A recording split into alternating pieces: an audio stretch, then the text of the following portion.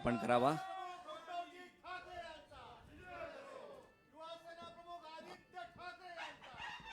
छत्रपती शिवाजी महाराज की. यानंतर मी विनंती करतो संजय राऊत, सुभाषजी देसाई यांना की त्यांनी प्रबोधनकार ठाकरे यांच्या प्रतिमेस पुष्पहार अर्पण करावा.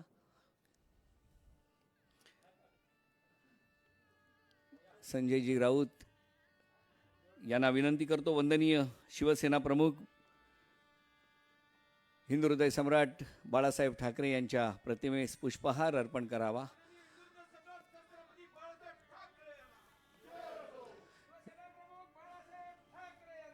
शिवसेना नेते दिवाकर रावते यांना विनंती करतो की त्यांनी स्वर्गीय महासाहेबांच्या प्रतिमेस पुष्पहार अर्पण करावा.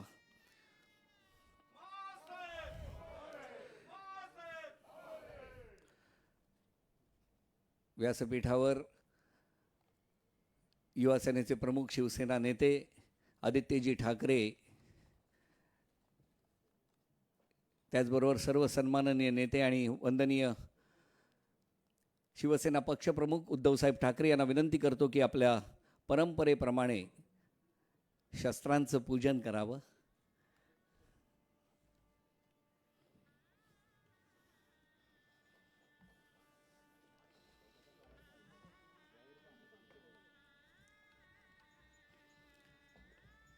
शस्त्रपूजन.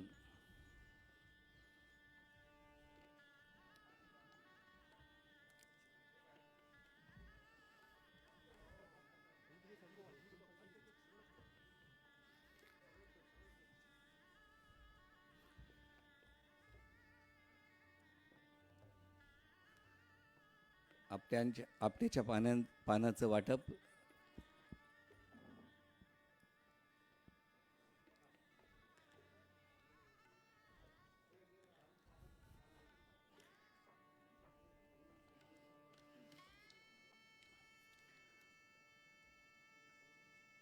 सर्वांना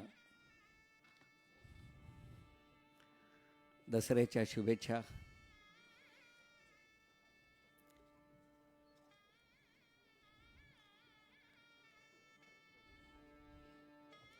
आणि आता मी विनंती करतो शिवसेनेचे पक्षप्रमुख महाराष्ट्र राज्याचे मुख्यमंत्री उद्धवसाहेब ठाकरे यांना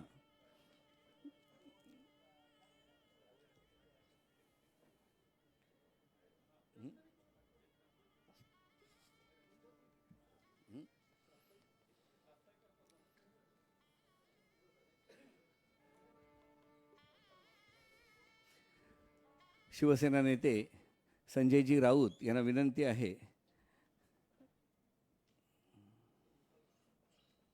की आपण प्रास्ताविक करावं.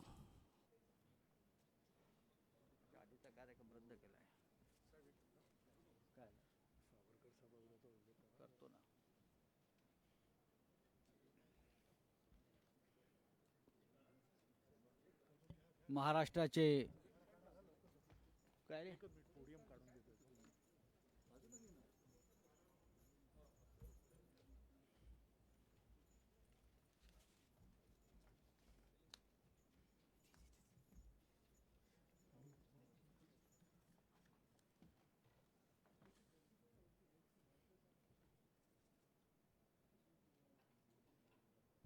महाराष्ट्राचे सन्माननीय मुख्यमंत्री शिवसेनेचे पक्षप्रमुख आदरणीय उद्धवजी ठाकरे, शिवसेनेचे ज्येष्ठ नेते माननीय सुभाष देसाई, माननीय आदित्य ठाकरे, माननीय दिवाकर रावते, माननीय एकनाथ शिंदे, चंद्रकांतजी खैरे, आनंदराव अडसूळ, अनंत गीते, मुंबईच्या महापौर किशोरीताई पेडणेकर. आज एका अभूतपूर्व अशा वेगळ्या परिस्थितीमध्ये शिवसेनेचा दसरा मेळावा साजरा होतो आहे. खरं म्हणजे सर्व काही सुरळीत असतं तर आजचा जो दसरा मेळावा आपला आहे हा अख्ख्या जगानं नोंद घेतली असती इतका अभूतपूर्व आणि अतिविराट झाला असता.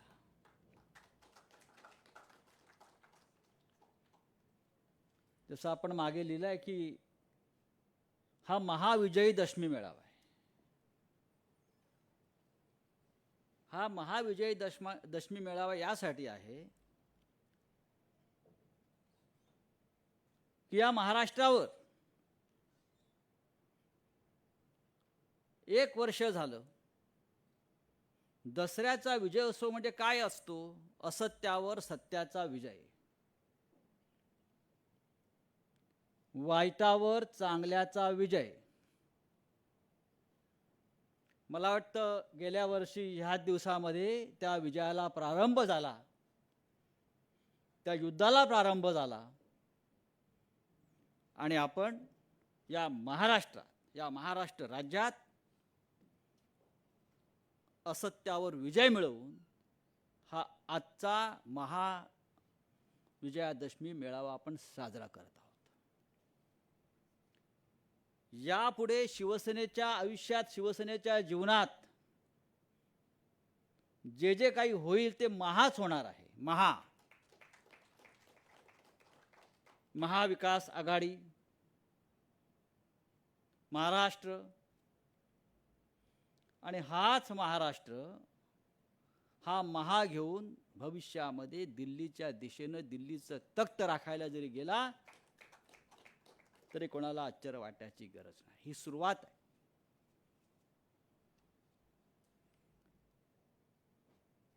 आपल्याला आठवत असेल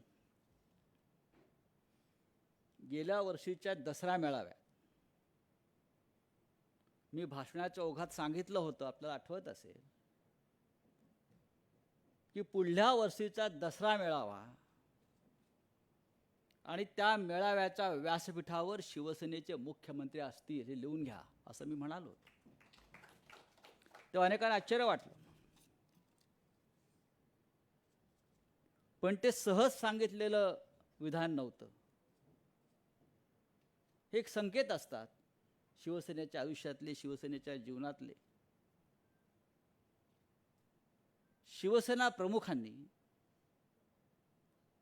जो मार्ग आम्हाला दाखवून दिला की संघर्ष करायचा आहे, लढायचं आहे आणि अंतिम विजय प्राप्त करायचा आहे, त्यातून असं आम्हाला सगळ्यांनाच वाटलं की पुढला मुख्यमंत्री या शिवसेनेचाच असेल. आम्ही असं म्हणालो होतो की माननीय शिवसेना पक्षप्रमुखांच्या बाजूला शिवसेनेचा मुख्यमंत्री बसलेला असेल. आम्हाला असं वाटतं की उद्धव ठाकरे साहेबांच्या बाजूला बसलेला प्रत्येक माणूस आमच्यासारखा मुख्यमंत्रीच आहे. आम्ही सगळे मुख्यमंत्री आहोत. आपण मुख्यमंत्री झालात म्हणजे महाराष्ट्राची 11 कोटी जनता मुख्यमंत्री झाली असं मी मानतो.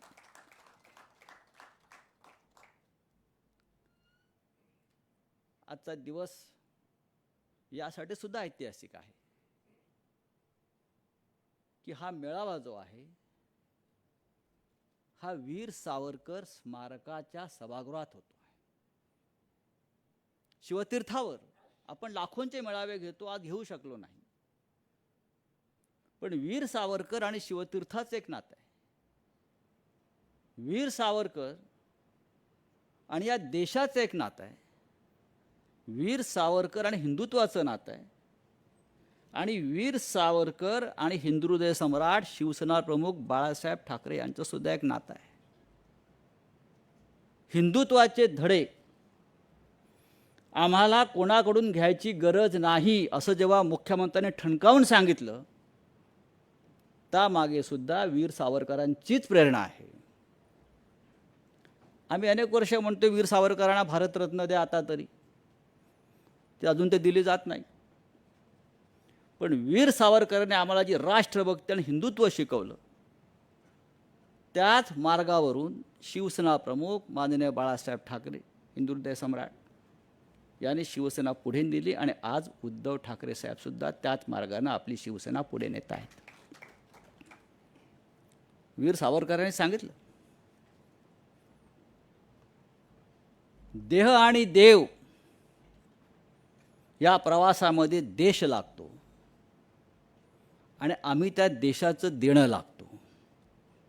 हा विचार शिवसेनेनं सातत्यानं पाळला की आम्ही देशाचं देणं लागतोय, आम्ही या महाराष्ट्राचं देणं लागतो. आणि हे देणं काय आहे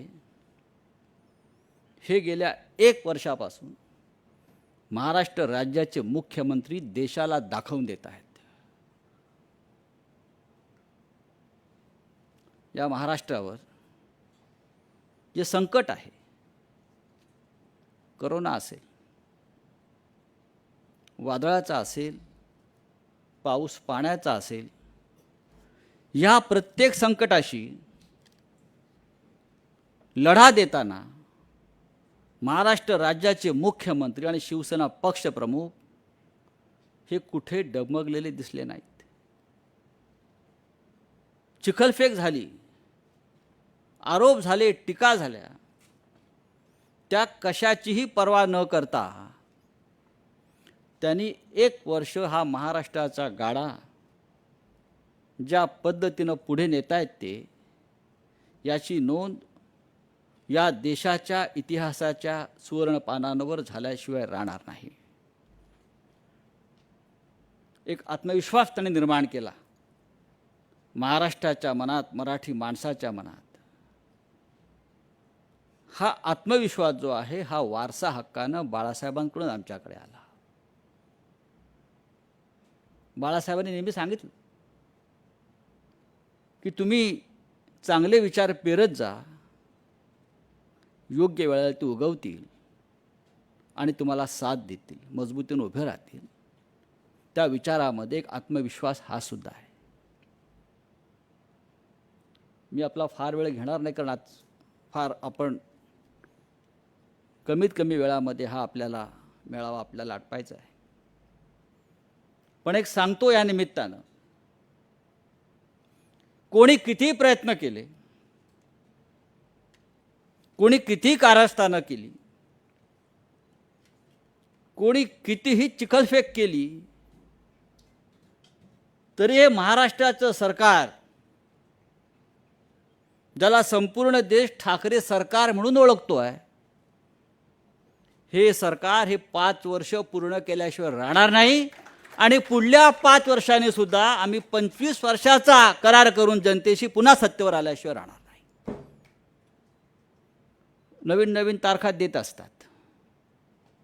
मी दिल्लीला गेलो की तिथे लोक सांगत असतात कि भाई वो मुंबई में फलाना फलाना जो लीडर है बीजेपी का, 200 करोड़ मुंबई में पहुंच गए हैं सरकार पाडण्यासाठी. मी 200 करोड फारच कमी आकडा आहे मुंबईमध्ये हे सरकार पाडण्यासाठी. तुम्ही आमची इज्जत कशा करता काढताय?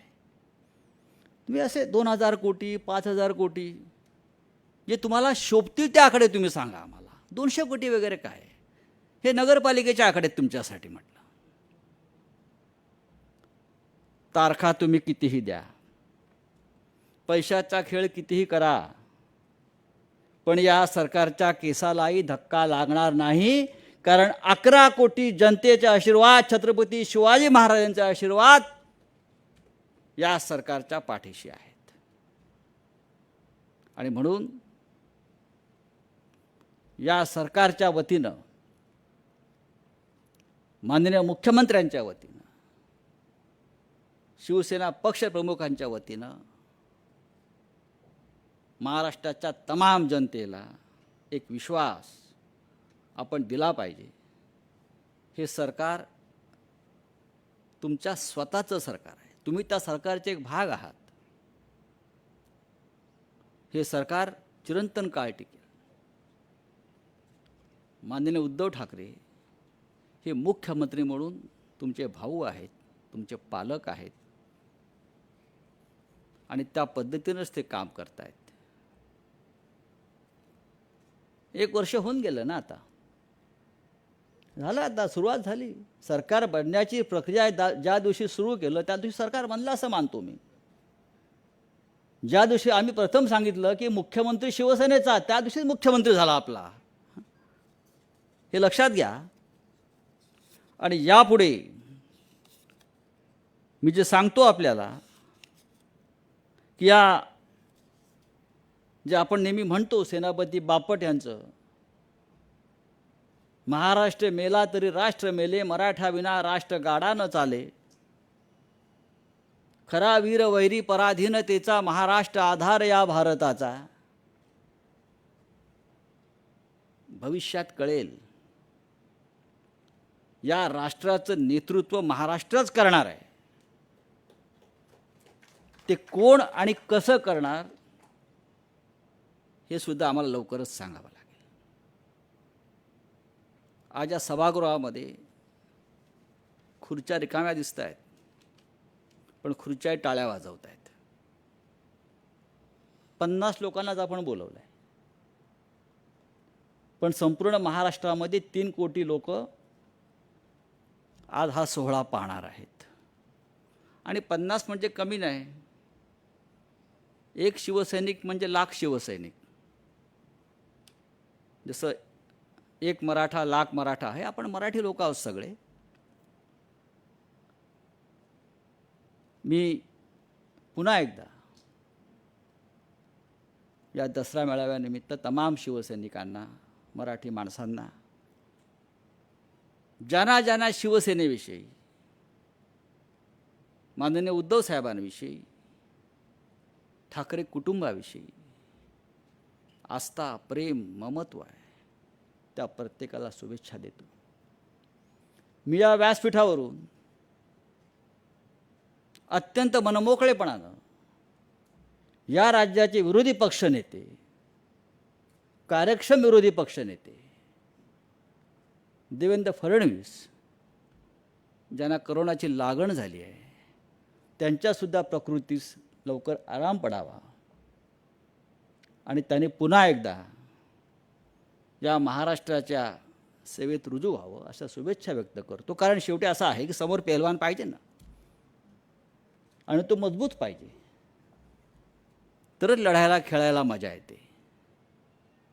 आम्ही कधीही रडीचा डाव खेळत नाही, आम्ही कधीही बॅकस्टॅबिंग करत नाही, आम्ही समोरून वार करतो.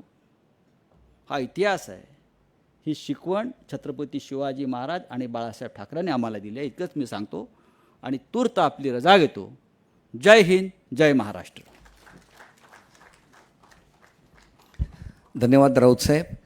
आणि साऱ्या देशाचं लक्ष या दसरा मेळाव्याकडे लागलेलं असतं, कारण शिवसेनेचे पक्षप्रमुख कोणता विचार देणार, आणि त्याचबरोबर घराघरातून आज सर्व शिवसैनिक त्या क्षणाची वाट पाहत आहेत.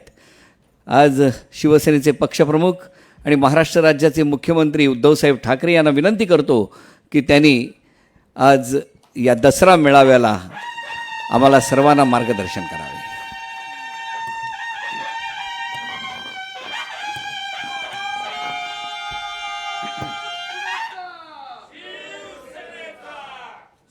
जमलेल्या माझ्या तमाम हिंदू बांधवांनो, भगिनींनो आणि मातांनो,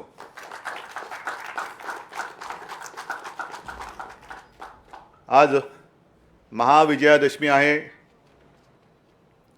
त्यानिमित्ताने दसऱ्याच्या तर शुभेच्छा आहेच, पण मगाशी नंदेशनी एक मराठी मातीत काय तेज असतं आणि शाहिराची काय ताकद असते ती ताकद दाखवली. आज धम्मचक्र परिवर्तन दिन पण आहे, त्याच्याही बद्दल शुभेच्छा देतो. संजय, आत्ता आपण बोलत होतात की जवळपास 1 वर्ष झालंच. पुढच्या वर्षी म्हणजे पुढच्या महिन्यात 1 वर्ष होतच आहे. तारीख पे तारीख देत आहेत, देऊ द्यात. मी ज्या वेळेला सुरुवात केली मुख्यमंत्री पदी बसून कारभाराला, त्या दिवसापासून अनेक जण स्वप्न बघतात की सरकार पडेल, सरकार पडेल, सरकार पाडू. आणि तेव्हा दिलेलं आव्हान मी आज सुद्धा देते, हिम्मत असेल तर सरकार पाडून दाखवा. आम्ही तुमच्यासारखे गुळाच्या ढेपेला चिकटणारे मुंगळे नाहीत, पण जर वाटेला जाल तर मुंगळा कसा डसतो ते सुद्धा तुम्हाला दाखवल्याशिवाय राहणार नाही. एका वेगळ्या परिस्थितीमध्ये हा मेळावा आपण घेतो आहोत. 50च लोक आहेत. सभागृह मुद्दामून भरलेलं नाही ना, तर शिवाजी पार्क जिकडे अपुरं पडतं तिकडे सभागृहाची काय कथा. सभागृह ओसंडून कधीच आणि मेळावा शिवसेनेचा सभागृहात होतच नाही. पण नियम आपणच केलेले आहेत आणि आपण नियम केल्यानंतर आपण कसे तोडायचे. आजचा हा दसरा मेळावा मी मुख्यमंत्री आपल्या सर्वांच्या आशीर्वादाने झाल्यानंतर पहिला दसरा मेळावा आहे.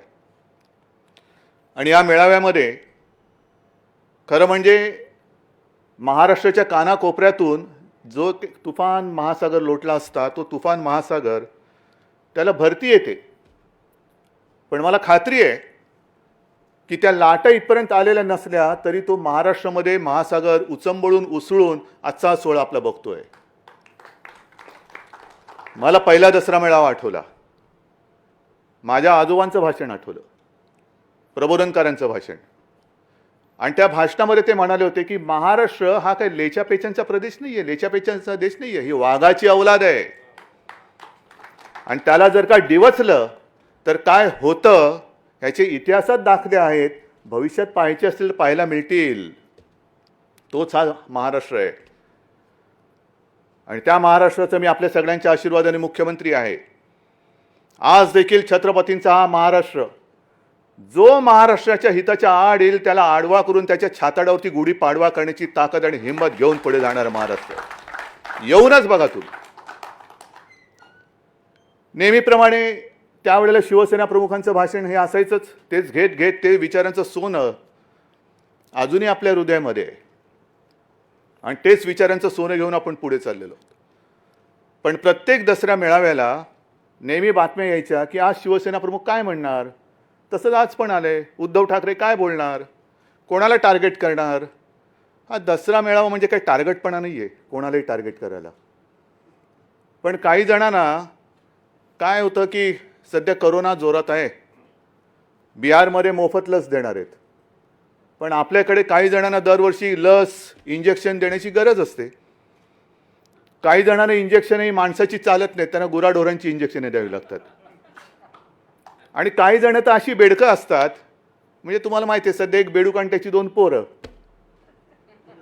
या पक्षातून त्या पक्षात, त्या पक्षातून त्या पक्षात. आणि मी लहान असताना एक गोष्ट किंवा कविता किंवा गाणं काहीतरी होतं, बेडकीच्या पिल्लाने बैल पाहिला. तसं या बेडकाच्या पिल्लाने वाघ पाहिला आणि वाघाची डरकाळी ऐकली. मग जाऊन बाबाला सांगितलं आणि बाप आवाज काढतोय पण असा चिरका आणि किरका आवाज येतोय, तो बेडूक कसा काय वाघ होऊ शकेल. होऊच शकत नाही. तर ही अशी काही सगळी जी काय लोक आहेत त्यांचं नाही म्हटलं तरी थोडाफार एक समाचार घेणं गरजेचं आहे. मी गेले वर्ष मुख्यमंत्रीपदाला होत आलं, पण 6 महिने फेसबुक लाईव्हच्या माध्यमातून आपल्या सर्वांशी संवाद साधतोय. आणि त्याही वेळेला मी म्हटलं होतं की शक्यतोवर मी फेसबुक लाईव्ह करत असताना मी माझ्या महाराष्ट्राच्या कुटुंबियांशी बोलत असतो. आज माझं शिवसेनेचं कुटुंब आणि महाराष्ट्राचं कुटुंब एकत्र होऊन माझे शब्द ऐकत आहेत. पण तेव्हा एकदा मी असं बोललो होतो की मुख्यमंत्रीपदाचा मास्क बाजूला ठेवून जसा आज तो ठेवलेला आहे, मी एक ना एक दिवस आपल्याशी बोलेन. आणि म्हणून कदाचित जर इकडचा शब्द तिकडे गेला तर मुख्यमंत्री असं म्हणतात, मुख्यमंत्र्यांना शोभतं का, तर मुख्यमंत्री आणि शिवसेना पक्षप्रमुख असं थोडंसं एक संमिश्र भाषण मी करण्याचा प्रयत्न करतोय. मला संयमाचं महत्त्व माहिती आहे, कारण संयमातला स गेला तर यम राहतो. तो कोणाच्या नशिबी जाईल तो जाऊ देत. पण माझा प्रयत्न असा राहणार आहे की शक्यतोवर संयमाने बोलायचं. मगाशी हे सगळे मुद्दे आपल्या लोकांच्या डोक्यामध्ये घोळतातच आहेत. हे यांना बोलायचं करी. एवढं सगळं होतंय, टीका होते, टिप्पणी होते, चारित्र्यहनन, खोटे नाटे आरोप, आळ घेतले जात आहेत. पण शिवसेना गप्प कशी. मी त्या सर्वांना सांगतो की हे सगळे जे मर्द शिवसैनिक आहेत, शिवसेना प्रमुखांचे मर्द, त्यांच्या विचाराने टक्कर देणारे शिवसैनिक हे केवळ आणि केवळ मी शिवसेना प्रमुखांचा सुपुत्र म्हणून माझं ऐकतायत. हे माझं नाही, तुमचं नशीब समजा. कारण जर का त्याने ऐकलं नसतं आणि ते शांत राहिले नसते तर काय झालं असतं कल्पना करून बघा. मी येण्यापूर्वी स्मृतिस्थळावरती गेलो, तिकडे वंदन करून शिवसेना प्रमुखांना वंदन करून इथे आलो. नाही म्हटलं तर एक शिवसैनिक तिकडे होतेच आणि ती एक घोषणा ऐकायला आली, हमसे जो टकराएगा मिट्टी में मिल जाएगा. ज्याला कोणाला टक्कर देण्याची खुमखुमी असेल त्यांनी टक्कर देण्याचा प्रयत्न करून बघावा. ज्या महाराष्ट्राच्या मातीने औरंगजेब गाडला, अफजल खान गाडला, ती तीच पवित्र माती, ज्या मातीतून छत्रपती शिवाजी महाराजांसारखं एक तेज जन्माला आलं, ती तीच माती आहे आणि तिच्यामधलं तेज हे आज सुद्धा तसंच ताजं तवानं आणि तेवढंच मजबूत आहे, तेवढंच मजबूत आहे. हिंदुत्वाबद्दल आम्हाला प्रश्न विचारले जात आहेत का? तर मंदिरं अजून उघडत नाही म्हणून. तुम्हाला सगळ्यांना माहिती आहे, एक तर आपण कोणाच्या वाटेला जायचं नाही, सगळ्यांना आदर सत्कार करायचा, कारण महाराष्ट्र हा छत्रपती शिवरायाचा महाराष्ट्र आहे, तसंच तो साधू संतांचा महाराष्ट्र आहे. वडीलधाऱ्यांचा मान सन्मान ठेवायचा. पण तुम्ही जर का उगाच आमच्या वाटेला आलात, जर माझ्या आजोबांच्या भाषेत वाघाला डिवचण्याचा प्रयत्न केलाच, तर वाघ काही शेपूट हलवणारं मांजर नाही आहे, तो फटका मारणार, तो फटका मारणार. मारून घ्यायचा असेल फटका जरूर घ्या. पण आम्हाला हिंदुत्वाबद्दल विचारतायत. कोण विचारतंय?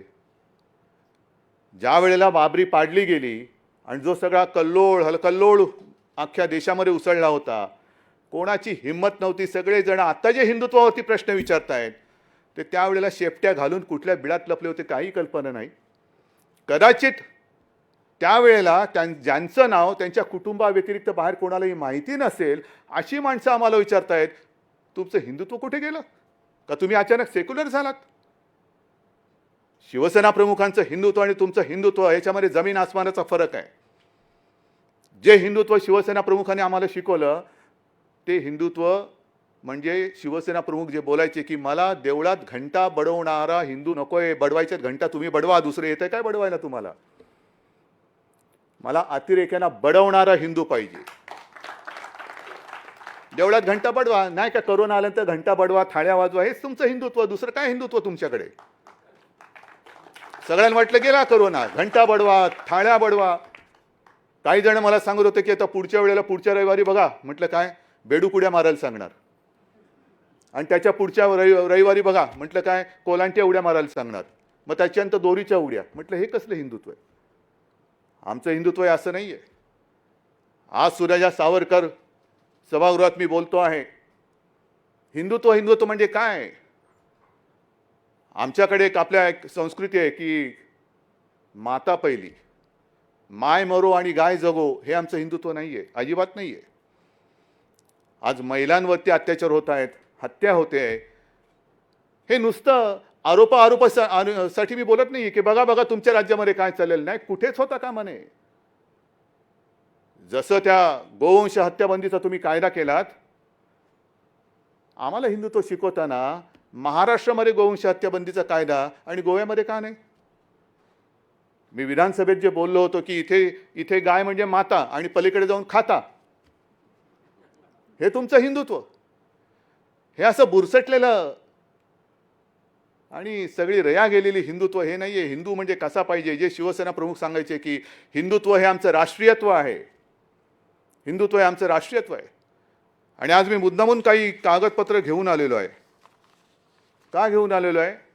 कारण काही जणांची वाक्य मला खरंच आज सकाळी संघाचा कार्यक्रम झाला आणि त्या संघाच्या कार्यक्रमामध्ये जसं आपण या सभागृहामध्ये एक मर्यादित स्वरूपामध्ये हा आपला मेळावा, परंपरा फार महत्त्वाची आहे.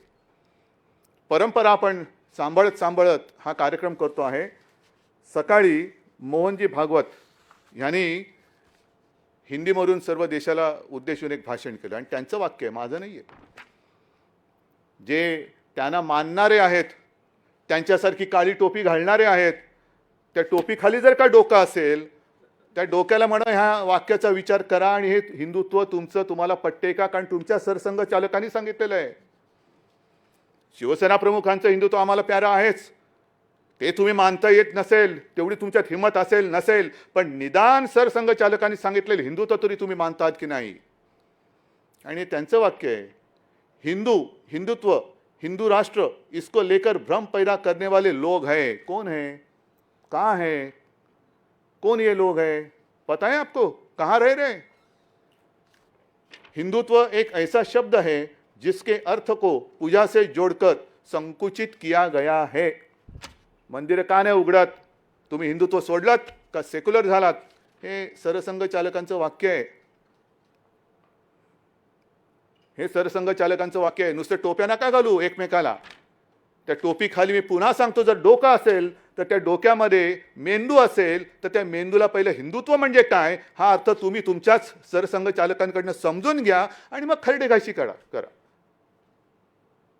ज्या वेळेला संपूर्ण देशात, मी पुन्हा एकदा सांगतो, आगडोंब उसळल्यानंतर शिवसेना प्रमुख आणि शिवसैनिक नसते तर मुंबई महाराष्ट्र वाचला नसता. त्यावेळेला तुम्ही कुठेही दुरान्वयाने सुद्धा तुमचा संबंध नव्हता आणि आज तुम्ही आमच्या अंगावरती येत आहे का, खुर्चीवरती बसलात म्हणून.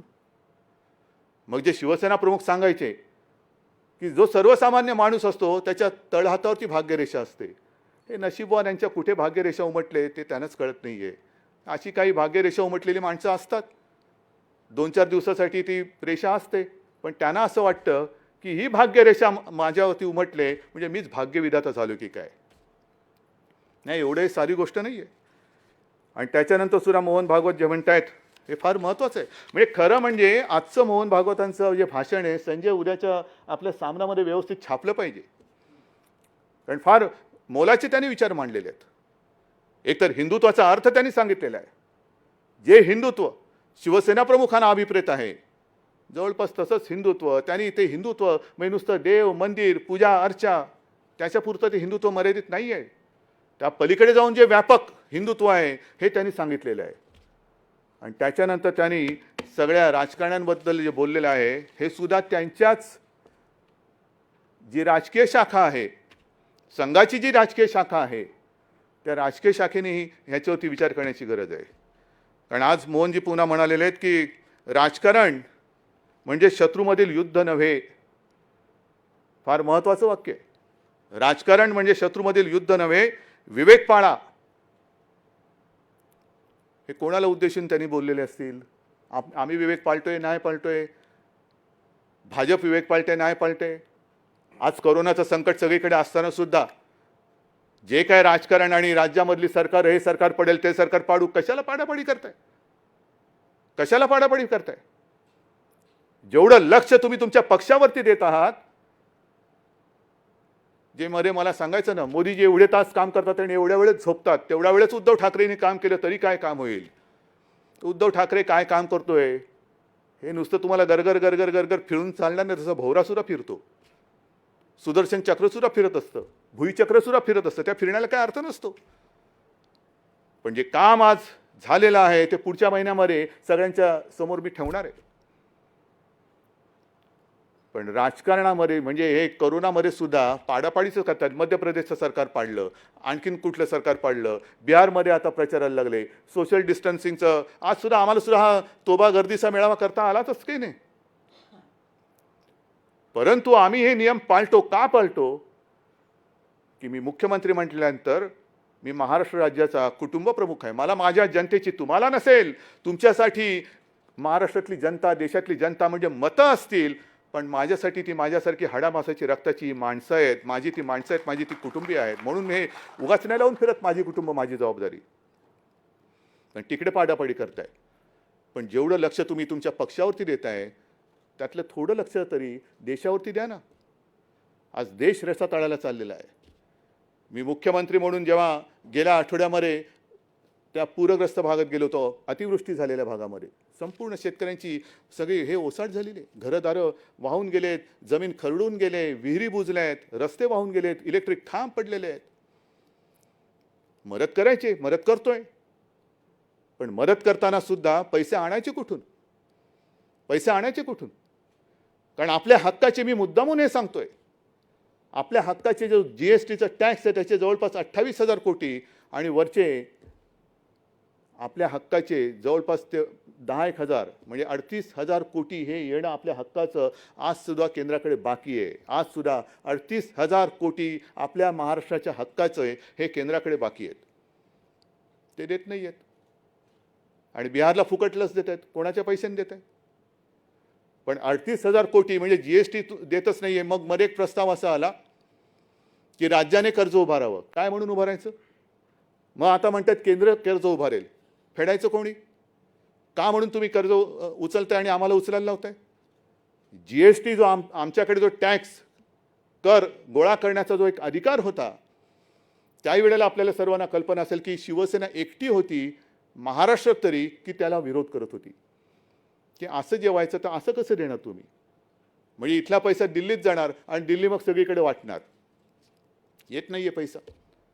मग GST जर का तुम्ही आम्हाला देऊ शकत नसाल तर मला असं वाटतं मी आज ह्या दसरा मेळाव्याच्या निमित्ताने संपूर्ण देशातील सर्व राज्याच्या मुख्यमंत्र्यांना एक विनंती करतोय, आवाहन करतोय की चला पुढे या, चर्चा करूया आपण त्याच्यावरती.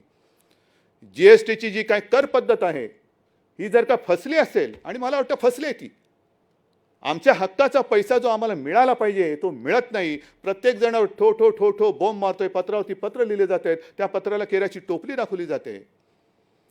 आणि ते जर का पैसे मिळत नसतील आणि ही GSTची पद्धत जर का फसलेली असेल तर मला असं वाटतं पंतप्रधानांनी सुद्धा प्रामाणिकपणाने चूक मान्य करून एक तर त्याच्यात सुधारणा केली पाहिजे आणि नाही तर ही GSTची पद्धत रद्द करून पुन्हा जुन्या कर प्रणालीवरती जाण्याची आज गरज असेल तर तसं त्यांनी गेलं पाहिजे. की मी आज देशातील सगळ्या मुख्यमंत्र्यांना आवाहन करतो, या आपण बोलूया, सगळेजण आपण बोलूया. कारण हा देश म्हणजे कोणत्या एका पक्षाची मक्तेदारी नाही आहे. एका पक्षाची मक्तेदारी नाही आहे. आणि केवळ भारतीय जनता पक्षाला सत्ता मिळाली आणि त्यांना सत्ता करण्यासाठी हा भूभाग जणू काय 1947 साली अनेक क्रांतीवीरांनी बलिदान करून, अनेक आंदोलनं करून, लाठ्या काठ्या गोळ्या खाऊन हा तुमच्यासाठी स्वतंत्र केलेला नाही. हा स्वतंत्र हा देश ह्या देशातील गोरगरीब जनतेसाठी केलेला आहे. आणि जी एक मस्ती इंग्रजांची होती की कुठेही जा जगामध्ये आमच्या साम्राज्यावरती सूर्य मावळतच नाही. इंग्रज मावळले पण सूर्य उगवतच आहे. सूर्य उगवतच आहे. अजून सूर्य नाही कोणाला थांबत. आणि तशीच जर का मस्ती भारतीय जनता पक्षाकडे असेल की काश्मीरपासून कन्याकुमारीपर्यंत हा संपूर्ण हिंदुस्थान आम्ही पाराक्रांत करू शकला असतात. पण ती वेळ, ती संधी ती गमावलीत कारण तुमची वृत्ती त्याला कारणीभूत ठरली. आज सुद्धा बिहारमध्ये इलेक्शन होत आहेत. त्यांनी सांगून टाकलेले की कोणाच्याही जागा कितीही होत पण नितीश कुमारच आमचे मुख्यमंत्री असतील. नितीश कुमार जी, आपको मैं शुभकामनाएं देता हूं. नाही, त्यांना कळावं म्हणून मी जरा हिंदीमध्ये बोललो. याचं कारण असं की बरोबर जो डाव त्यांनी हरियाणाच्या कुलदीप सिंग बिश्नोई सोबत खेळला. कुलदीप सिंग बिश्नोई, माझ्याकडे आज सुद्धा ते क्लिपिंग आहे. काय ठणाणा बोंबलत होते तिकडे सगळे भाजपवाले की हरियाणा का अगला मुख्यमंत्री कुलदीप सिंग बिश्नोई होगा. सगळे असं वातावरण भरून गेलं होतं. लोकांनी पटपट सगळ्यांना त्यांना मतं दिली. पण कुलदीप सिंग बिश्नोईचा पत्ता कट करून टाकला. स्वतःचं राज्य तिकडे आणलं. महाराष्ट्रामध्ये हाच डाव आपल्याशी खेळण्याचा प्रयत्न केला होता. हेच जे आज माझं भाषण ऐकतायत तुम्ही सगळेजण त्याला साक्ष आहात. 2014 साली सुद्धा हाच डाव खेळला होता. 2019 सुद्धा हाच केला की बरोबर शिवसेनेच्या उमेदवारांच्या विरुद्ध एक कुठून तरी असाच पक्ष पकडून आणला, त्याला उभं करून टाकलं. जा लढ, शिवसेनेच्या विरुद्ध लढ. मोदी से बैर नाही, नितीश तेरी खैर नाही. म्हणजे सरळ युती नाही करायची, पडद्यामागून सगळं करायचं, बंद दाराआड सगळं करायचं. आपल्याबरोबर शिवसेनेबरोबर तोच डाव केला. पण शिवसेनेबरोबर डाव खेळल्यानंतर मी त्याही वेळेला बोललो होतो आणि आजही सांगतो की छत्रपती शिवाजी महाराजांकडनं जे काय आपण शिकलो आणि शिकायला पाहिजे, नाही तर जर का काही शिकलो नाही तर छत्रपती शिवाजी महाराज की जय बोलण्याचा आपल्याला अधिकार नाही. छत्रपतींनी जे आपल्याला शिकवलं की एक तर कोणाच्या पाठीत वार करायचा नाही, पण जर कोणी पाठीत वार केला तर त्याचा कोथळा बाहेर काढल्याशिवाय राहायचं नाही. आणि छत्रपतींचंच एक वाक्य, काही पत्र त्यांची मिळालेत, काही पत्र इतिहासमध्ये नोंद झालेली आहे आणि माझ्या वाचनात कुठेतरी एक आलेलं आहे की छत्रपतींचं एक वाक्य आहे, होय मी शत्रूला दगा दिला आणि शत्रूला दगा देतो, पण एक तरी उदाहरण असं दाखवा की मी मित्राला दगा दिलेला आहे. एक तरी उदाहरण असं दाखवा की मी मित्राला दगा दिलेला आहे. मग आम्ही तुमच्या सोबत राहिलो होतो, ती तळमळ नाही आहे किंवा माझं टार्गेट भाजप नाही आहे, अजिबात नाही आहे. पण एकूण देशाची जी काही विल्हेवाट लागत चाललेली आहे, राजकारण आहे की राजकारण, हे मोहन भागवतांच्या वाक्यावरती मी बोलतोय. बिहारमध्ये सुद्धा ते नितीश कुमारला आज जे पुढे करत आहेत, आम्ही तर म्हणत होतो मोहनजी भागवतना राष्ट्रपती केलं पाहिजे, ही आपली मागणी होती. नाही ऐकलीत, ऐकलं नाही त्यांनी. पण आज कोणाच्या गळ्यात गळे तुम्ही घालताय? शिवसेना नको, हिंदुत्ववादी शिवसेना तुम्हाला नकोशी झाली. मोहन भागवतना राष्ट्रपती करा म्हणणारी शिवसेना तुम्हाला नकोशी झाली. हिंदुत्व हेच राष्ट्रीयत्व म्हणणारी शिवसेना तुम्हाला नकोशी झाली. पण संघमुक्त भारत म्हणणारे नितीश कुमार, त्यांच्या गळ्यात गळा तुम्ही घालतात. मग मला हिंदुत्वावरती प्रश्न विचारणाऱ्यांना मला विचारायचं आहे की असं काय झालं नेमकं? ज्या वेळेला 2014 साली निवडणूक आली होती, नितीश कुमार तोपर्यंत आपल्या युतीत होते. पण 2014 साली जेव्हा पंतप्रधान पदाचा उमेदवार ठरवण्याची वेळ आली, घोषित करण्याची वेळ आली, तेव्हा हेच नितीश कुमार म्हणाले होते की आम्हाला सेक्युलर चेहरा पाहिजे पंतप्रधानपदी, तो जर नसेल तर मी युतीत राहणार नाही, आणि त्यांनी युतीत तोडून टाकली होती. मग कोणती लस कोणी कोणाला दिली? तुम्ही त्याला हिंदुत्वाची लस दिली का त्याची सेक्युलरपणाची लस तुम्ही घेतली? हे मला पत्र खरडणारे सांगतील. कोणी कोणाची लस दिली? संघमुक्त भारत म्हणणारा नितीश कुमार हा हिंदुत्ववादी झाले का तुम्ही सेक्युलर झालात? आणि जर तुम्ही म्हणत असाल की जागा कोणाच्या किती जरी आल्या तरी नितीश कुमारच मुख्यमंत्री, ठीक आहे, निवडणुकीनंतर कोरोनाची लस सगळ्यांना बिहारमध्ये फुकट देणार, मग आमचा बाकीचा देश जो काय आहे तो काय बांगलादेश आहे की पाकिस्तान आहे का कझाकिस्तान आहे? लाज वाटली पाहिजे खरं म्हणजे अशा लोकांना कारभार करण्याची त्यांची लायकी नाही आहे, जे देशामध्ये जर असं विभाजन करत असेल की यांना फुकट आणि तुम्हाला विकत. केंद्र सरकार तुम्ही आहात, मायबाप तुम्ही आहात. मी आज कुठेतरी एक ते दानवेंचं वाक्य ऐकलं, त्याच्यानंतर ते दिसलं नाही. जे आम्ही बोललो, का नाही बोलायचं? जीएसटीचे पैसे येत नसतील, इतर हक्काचे पैसे येत नसतील, केंद्राकडे जून महिन्यापासून आपण आपत्तीग्रस्तांसाठी जे जे पैसे मागितलेले आहेत त्यातला एक सुद्धा नया पैसा आलेला नाही, एक छराम आलेला नाही आहे. मग मागायचे नाहीत पैसे? मग दानवे म्हणाले लग्न तुम्ही केलं आणि पैसे बापाकडे मागता. दानवेजी बाप तुमचा असेल, माझा बाप इकडे आहे, माझा बाप इकडे आहे आणि तो माझ्या सोबत आहे. कधी कधी माझ्या शरीरात असेल, कधी माझ्या विचारात असेल, पण मला भाडोत्री बाप कोणाला स्वीकारण्याची माझी तयारी नाही. ते भाडोत्री बाप तुमचे तुम्हाला लख लाभो, पण माझे आई बाप सगळे माझ्या या मातीमध्ये आणि माझ्या सोबत आहेत. पण का पैसे मागायचे नाहीत? लग्न आम्ही केलं, जरूर केलं, पण लग्न करताना बाप तर सोडावं. आहेराची पाकिट ज्याला देत होतो ना, तो आहेर घेऊन पळालेला आहे. मोजतो म्हणाले, मोजतो आणि मोजून देतो, मोजतच बसलाय. खाल्ले की काय खाल्ले देव जाणे. पण आहेराची पाकिटं पळवणारे तुमचे जर का बाप असतील तर ते तुम्हाला लख लाभो. माझे आईबाप हे इकडेच आहेत. हे सगळं मी तुम्हाला बोलतोय कारण हे गेल्या काही महिन्यातलं दाटून साठून सगळं आलेलं आहे. आज आपण विजयादशमी करतो, रामाने रावणाचा वध केला. आपण एक सिंबॉलिक रावणाचा वध करतो, 10 तोंडाचा रावण. अनेक तोंड आहेत. हे 10 तोंडाचा रावण 10 तोंडांनी महाराष्ट्रावरती आलेला आहे. एक तोंड म्हणते रावणाचं, रावण की मुंबई हा पाकव्याप्त काश्मीर झालेला आहे. मुंबई पाकव्याप्त काश्मीर, पाकव्याप्त काश्मीर सोडून द्या. कारण मला वाटतं जर मी विसरलो नसेन तर मोदींनी आपल्याला सांगितलं होतं 2014 साली की पाकव्याप्त काश्मीर मी भारतात आणल्याशिवाय राहणार नाही. बोलले होते ना. पाकव्याप्त काश्मीर लांब राहिलं. आपल्या भारताचा जो काश्मीर आहे तिकडे ज्यांना मुंबई हे पाकव्याप्त काश्मीर वाटते त्यांना म्हणा अनधिकृत सोडून द्या. 370 कलम काढलेला आहे. पण अधिकृत तरी 1 इंच जमीन आज तरी जाऊन तुम्ही घेऊन दाखवा, आज तरी जाऊन घेऊन दाखवा तुम्ही, आणि मग आमच्या अंगावरती या. घरी खायला मिळत नाही म्हणून मुंबईमध्ये यायचं आणि वरती दाखवायचं की आम्ही कष्ट केलेले आहेत. मुंबई महाराष्ट्राचं मीठ खायचं आणि नमक हरामी करायची, ही असली सगळी रावणी अवलाद. महाराष्ट्राची बदनामी कशासाठी करायची? ह्याचं कारण करोनाचं संकट असताना सुद्धा जवळपास 16,000 कोटी त्यातले 2 चिनी कंपन्या बाहेर काढा. येत्या 8-15 दिवसामध्ये आणखीन काही हजार कोटीचे सामंजस्य करार आपण करतो आहोत. महाराष्ट्रामध्ये चहूबाजूने उद्योजक येऊ इच्छित आहेत, त्यांना आपण आमंत्रण देतोय. काय केलं शिवसेनेने? मराठी माणसाला वडापाव दिला, हो दिला. भीक मागून खायचं नाही, जे खाशील ते हक्काने खा, मेहनतीचं खा, हा त्याचा मागचा संदेश होता. आणि आज सुद्धा जे हजारो कोटींचे आपण MOU केलेले आहेत, काय झालं MOUचं? पहिल्या सरकारच्या काळात पण झालेले होते, पण आपण जे MOU मला वाटतं जून-जुलैमध्ये केले होते, बहुतेक सगळ्या उद्योजकांना आपण जमिनी दिलेल्या आहेत. त्यांच्या बहुतेक सगळ्या उद्योजकांच्या अटीतटी शर्ती काढून त्यांनी नाही म्हटलं तरी एक सुरुवात केलेली आहे.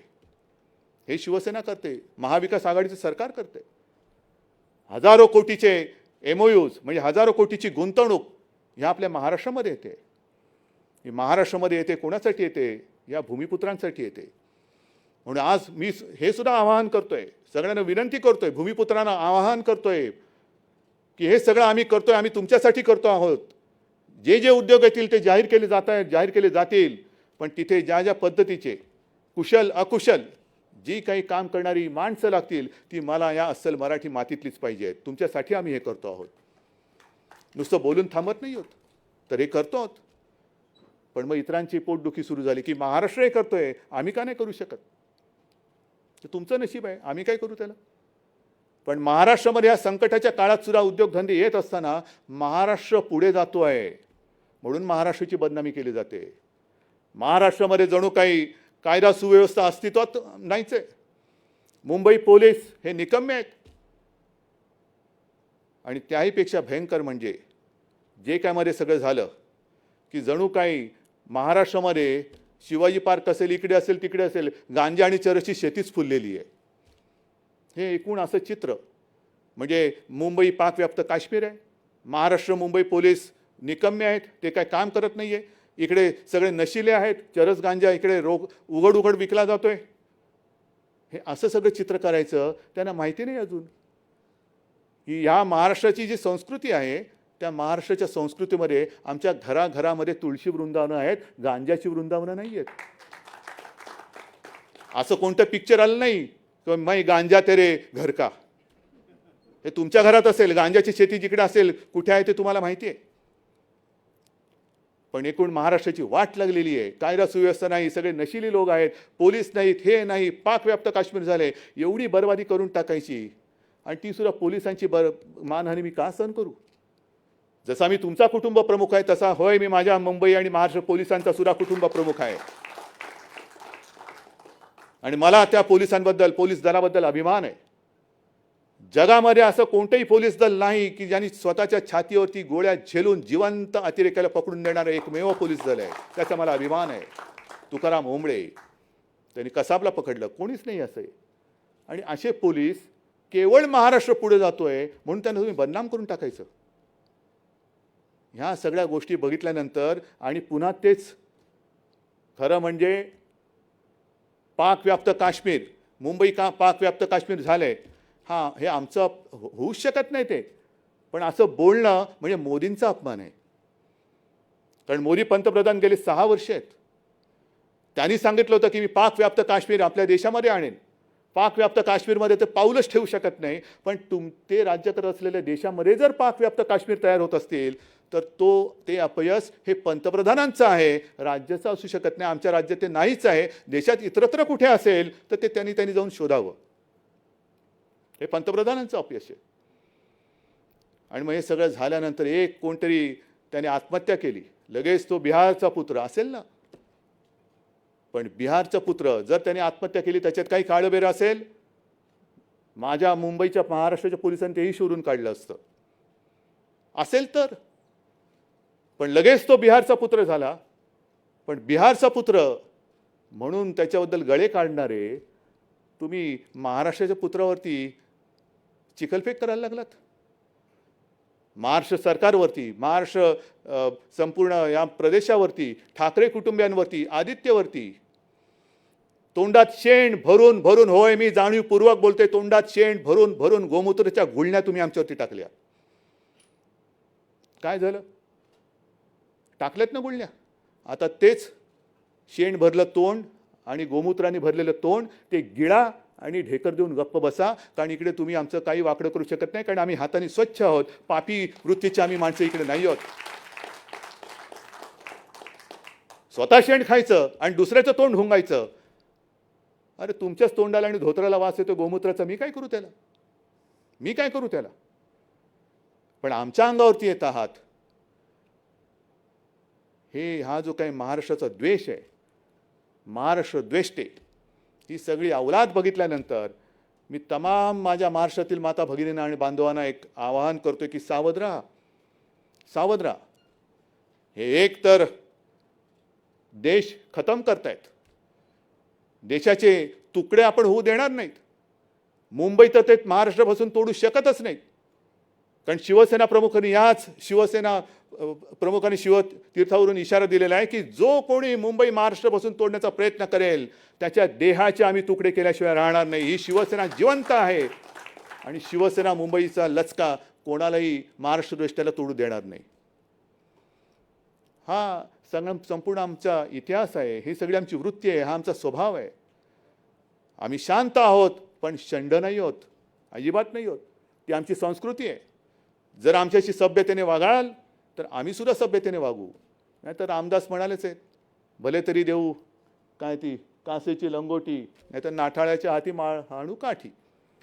ही काठी बिठी तुमच्याकडे नुसती लाठीकाठी असेल, पण आमच्याकडे मनगट असं मजबूत आहे. तलवारीने युद्ध जिंकलं जातं, पण तलवार पकडायला मनगट मजबूत असतं. ते मनगट आमच्या शिवसैनिकांमध्ये आहे आणि या महाराष्ट्रातल्या छत्रपतींच्या मर्द मराठी माणसामध्ये. बोलण्यासारखं खूप आहे, सांगण्यासारखं खूप आहे, पण हे सांगत सांगत सांगत सगळं गेलं तर ह्यांचे सगळे जे काही कोण किती म्हणजे पापामागून पाप ही उघडी पडायला लागतील. जो काही कारभार आम्ही करतो आहोत तो तुमच्या सगळ्यांच्या हितासाठी आणि तुमच्या सगळ्यांच्या आशीर्वादाने करतोय. पण भारतीय जनता पक्ष जे काय करतं आहे, अरे निदान या मातीशी तरी आणि तुमच्या मातेशी तरी इमान ठेवा ना. मित्रपक्षाची ठेवू नका. पण ज्या मातीत तुम्ही जन्माला आलात आणि जर आम्ही महाराष्ट्राच्या हिताचा निर्णय घेतला असेल तर अगदी फटाके नका वाजू, पण निदान खोटं तरी बोलू नका. एक निर्णय जो आपण घेतला तो म्हणजे आर्याचं जंगल वाचवण्याचा. जवळपास 808 एकर, हे असं उदाहरण संपूर्ण जगात दुसरीकडे कुठे नसेल. जंगल उजाड करून शहरं वसली गेलेली आहेत, पण शहरामध्ये जंगल राखणं, रक्षण करणं हे तुमच्या महाविकास आघाडीच्या सरकारने केलेलं आहे. ह्याचा मला अभिमान आहे, नक्कीच अभिमान आहे. मेट्रोची कार शेड जे रातोरात झाडांची कत्तल करून तिकडे करण्याचं घाटत होतं, ती कार शेड मी आल्या पहिले त्याला स्थगिती दिली. स्थगिती दिल्यानंतर अभ्यास झाला. आता अभ्यास किती काळ करायचा? तुमचं सरकार गेलं तरी तुमचा अभ्यास होत नाही, त्याला मी काय करू? तुमची शिकवणी नीट लावा. मी कशाला सांगू तुम्हाला कोण टीचर पाहिजे? पण आपण ती जी कार शेड आहे ती आता कांजूर मार्गला नेतोय. नगरविकास मंत्री इकडे बसलेले आहेत. एक नया रुपया खर्च न करता सरकारची जमीन, त्याच्यावरती कोणतेही लिटिगेशन नाही, काही नाही. ती जमीन आपण मेट्रोसाठी घेतलेली आहे. आणि ही मेट्रो मग किती पैसा वाया गेला हा कोण देणार? कोणताही पैसा वाया गेलेला नाही, अजिबात नाही.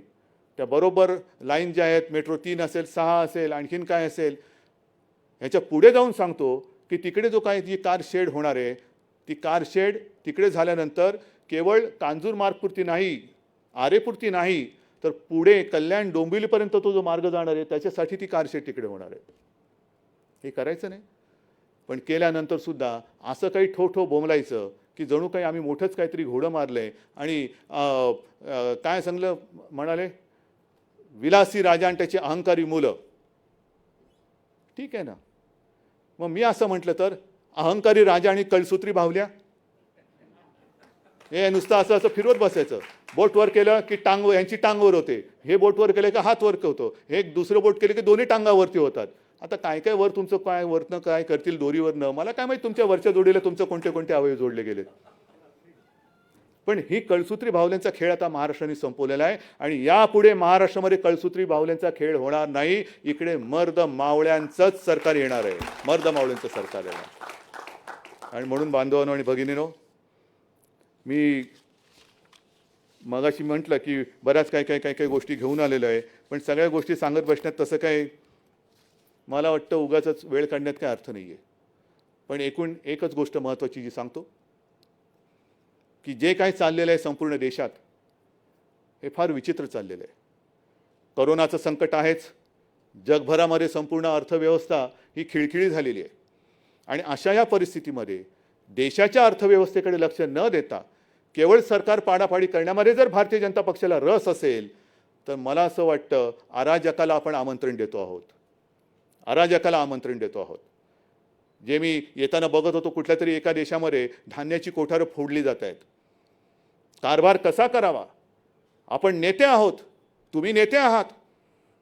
ज्या वेळेला मला आठवतंय जून जुलैच्या सुमारास माननीय पंतप्रधानांनी एक व्हिडिओ कॉन्फरन्स घेतली आणि देशातील सर्व प्रमुख राजकीय पक्षांच्या नेत्यांना प्रमुखांना त्यांनी व्हिडिओ कॉन्फरन्सच्या माध्यमातून विचारलं होतं की चीन हा पुढे सरकतोय, काय करायचं? आम्ही त्यांना सांगितलं होतं की आम्ही प्रधानमंत्रीजी तुम्ही नेते आहात, आमचा तुमच्यावरती विश्वास आहे. युद्धाच्या काळात आम्ही राजकारण करणार नाही, अजिबात करणार नाही. जे तुम्ही ठरवाल आमचा तुम्हाला पाठिंबा आहे, आमचा तुमच्यावरती विश्वास आहे, कारण आम्हाला माहिती आहे की तुम्ही लेचेपेचे नाही आहात. मग जर हे आम्ही करू शकतो तर करोनाचं संकट ह्याच्यामध्ये तुम्ही राजकारण करता? मंदिरं उघडा, मंदिरं उघडणार आहे. मला काही हौस नाही की सगळं काही लॉकडाऊन करून दाखवले. काय दाखवलं? टाळेबंदी. अजिबात नाही. लॉकडाऊन करण्याची काही मला हौस नाही आहे. सगळ्या गोष्टी हळूहळू करत उघडत जातो आहोत. पण आज जे तुमच्या सरसंघचालकांनी सांगितलेलं आहे की हिंदुत्व म्हणजे नुसतं पूजा अर्चा यांच्याशी जोडला गेलेला तो एक संकुचित शब्द नाही आहे. बरंच काय ते बोललेत, मुस्लिम बांधवांबद्दल सुद्धा ते बोललेत. ऐका जरा त्यांचं ऐका. जी शिकवण त्यांच्याकडनं तुम्ही घ्यायला पाहिजे ती न करता त्यांच्या शिकवण्याकडे लक्ष न देता जर तुमचं लक्ष खुर्चीवरती असेल तर तुमच्या खुर्चीचे पाय विचार नसल्यामुळे कधी कापले जातील हे सांगता येत नाही. पाया मजबूत पाहिजे. आज सगळी एनडीए म्हणून जी काही आघाडी केली होती ती आघाडी तुटून गेलेली, काय एनडीए शिल्लक नाही राहिलेली. पहिला आपल्याशी खेळ करायला गेलेले, आपण तडाखा दिला, अकाली दल गेली, मग मला वाटतं ते गोरखा काय त्यांचं ते गेले, खडसे गेले, आणखीन कोणतरी ते जात आहेत. म्हणून मी परवा मला प्रश्न विचारला की तुमची प्रतिक्रिया काय, तेव्हा मी हेच सांगितलं होतं की यशाची शिखरं पादाक्रांत करतायत, जरूर दहीहंडी फोडायला वरती गेलेत, पण वरती गेल्यानंतर तारेला लटकू नका, कारण खालचं सगळं गेलं, येणार कसे खाली? हंडी आणि तुम्ही दोघे एकदम खाली. दहीहंडी फोडताना सुद्धा पाया मजबूत असावा लागतो आणि तो जर का पाया तुमचा मित्रपक्षांचा हल्ला असेल, तुमचे पायाचे दगड जर निष्ठत असतील, विचार नाही, आचार नाही, काही नाही, संस्कृती नाही, तर असं सरकार हे जास्त काळ टिकू शकणार नाही. आमचं सरकार कधी पाडायचं आहे माझं आव्हान आहे, पण तुमचं सरकार पहिलं सांभाळा, तुमचं सांभाळा. कारण एक दिवस जनता उठेल आणि ते म्हणतील हे नाही तर कोण, हा जो काय प्रश्न होता तर जनता म्हणेल कोणी चालेल पण हे नको. हा विचार आता सुरू झालेला आहे, कोणी चालेल पण हे नको. आणि म्हणून मी बिहारच्या जनतेला सुद्धा एक सांगतोय की डोळे उघडून मतदान करा. मी कोणाला करा मला माहिती नाही, ते तुमचं तुम्ही बघा. पण हे जे काही यांचे छक्के पंजे चालतात त्याला बळी न पडता तुम्ही मतदान करा. आणि महाराष्ट्रामध्ये सुद्धा, कारण मध्ये मध्ये काय होतं, काय आलं रे, तर त्याला आत घेऊन मी संपवतोच. मध्ये मध्ये काय होतं, आता गेल्या 2 आठवड्यापूर्वी मराठा समाजाला, ओबीसी समाजाला, धनगर समाजाला मी सर्वांना सांगतोय की बाबांनो आम्ही तुमचे आहात, हे सरकार तुमचं आहे. कोणताही समाज हा न्याय दिल्याशिवाय मी शांत राहणार नाही, हे मुख्यमंत्री म्हणून माझं तुम्हाला सगळ्यांना वचन आहे. सगळ्या समाजाला मी न्याय देणार आणि हा न्याय देताना कोणाचं काही काढून देणार नाही. जो तो समाज, एक गोष्ट नक्की चांगली आहे की प्रत्येक समाज म्हणतोय की त्यांना द्या, आम्हाला हरकत नाही, पण आमचं फक्त कोणाचं काही कमी होणार नाही. आदिवासींचं तसंच राहील, धनगरांचं त्यांनाही देऊ, ओबीसींचं देऊ, मराठ्यांना देऊ, सगळ्यांना देऊ. फक्त एकच हात जोडून नम्र विनंती करतोय की जातीपाती आणि समाजामध्ये जे कोणी महाराष्ट्र द्वेष्टे भिंती उभ्या करू इच्छित असतील तर त्यांच्या कारस्थानानं बळी पडू नका. कारण तुम्ही म्हणजे महाराष्ट्र आहात, तुम्ही म्हणजे शिवरायाचे मर्द मावळे आहात. आणि तुमच्यामध्ये जर का तुटफूट झाली आणि तोडफोड करण्यामध्ये जर का ते यशस्वी झाले तर केवळ आपलेच नाही तर महाराष्ट्राचे तुकडे करायला ते मागे पुढे बघणार नाही.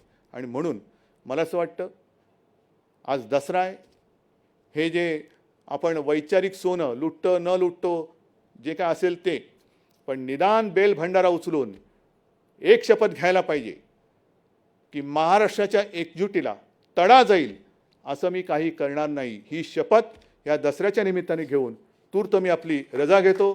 जय हिंद, जय महाराष्ट्र. धन्यवाद साहेब. आपण दिलेला विचार घेऊन घराघरातून शिवसैनिक आपला पुढचा प्रवास सुरू करत आहेत. या ठिकाणी रमाधामसाठी चंद्रकांत खैरे यांच्याकडून 2,25,000 रुपयाचा धनादेश देण्यात आलेला आहे देणगी म्हणून, आणि श्रीरंग गोडबोले यांना पुष्पगुच्छ देऊन